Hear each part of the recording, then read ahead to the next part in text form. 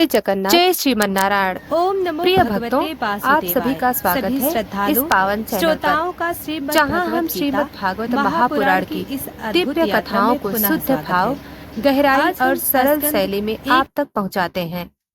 आज हम पहुंचे हैं स्कंद 1 के 5वें अध्याय पर, जहां नारद मुनि अपनी पूर्व जन्म की रहस्यमयी और प्रेरणादायक कथा सुनाते हैं। यह कथा हमें बताती है कि एक साधारण बालक सत्संग, सेवा और भक्ति से कैसे नारद मुनि बन गया। तो चलिए जुड़िए हमारे साथ इस अद्भुत यात्रा में और आनंद लीजिए श्रीमद् भागवत महापुराण अध्याय 5 नारद की पूर्व जन्म की इस भक्तिपूर्ण स्तुति के साथ। नारद मुनि की पूर्व जन्म की कथा। श्री वेद व्यास जी को जब अपने लेखन के बाद भी भीतर से संतोष नहीं मिला, तब प्रकट हुए महर्षि नारद।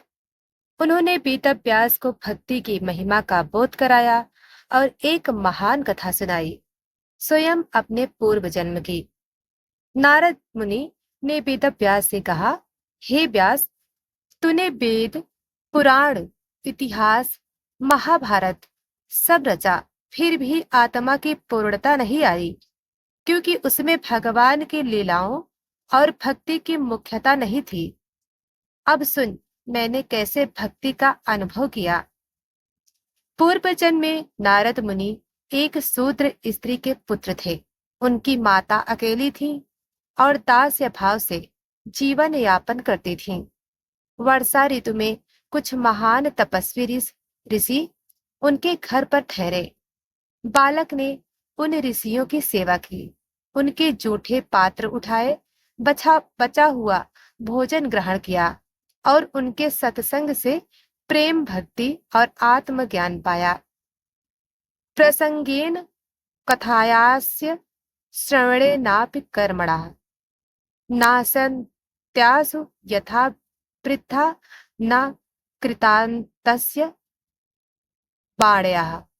अर्थात भगवान की कथा का प्रसंग मात्र भी पापों को नष्ट करता है, जैसे यमराज के बाण जीवों को।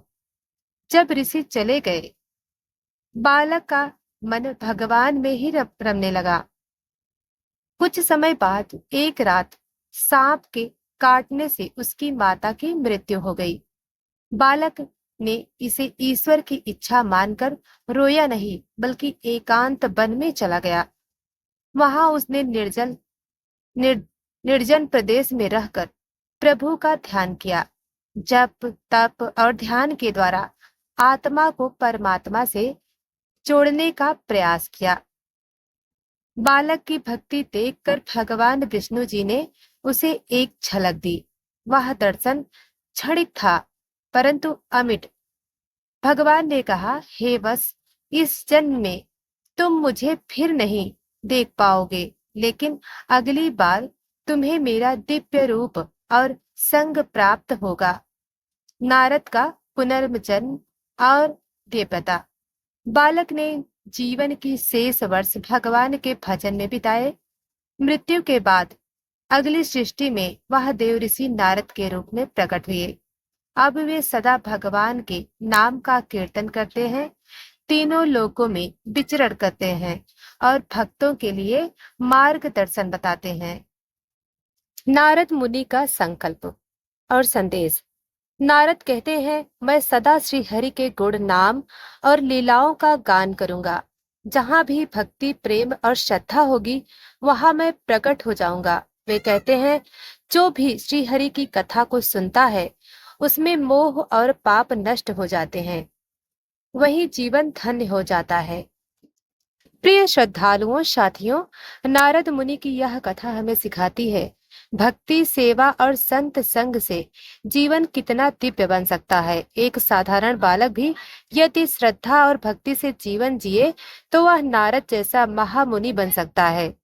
प्रिय भक्तों, यदि आपको यह कथा प्रेरणादायक लगी हो, तो वीडियो को लाइक करें और अपने परिवार और भक्त साथियों के साथ शेयर करें। और ऐसे ही अध्यायों को सुनने के लिए चैनल को सब्सक्राइब करें और घंटी जरूर दबाएं। धन्यवाद।